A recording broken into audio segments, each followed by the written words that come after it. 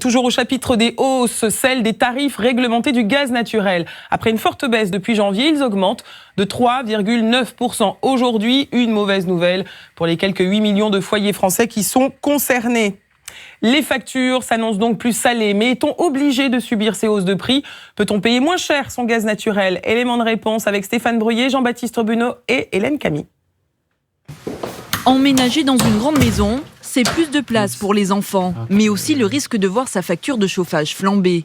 Pour maîtriser au mieux ses dépenses, Guillaume Lomaillet a décidé de faire jouer la concurrence. Fini le tarif réglementé, il a profité d'une offre gaz-électricité plus avantageuse grâce à l'achat groupé sur Internet. Sur ce site, on nous a proposé de renseigner nos consommations annuelles de gaz et d'électricité.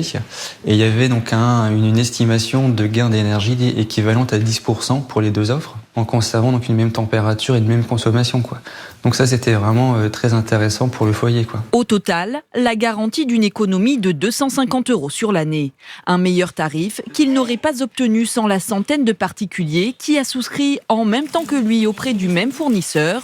L'union fait la force, surtout pour faire baisser les prix. Et la négociation, c'est cette entreprise qui s'en charge.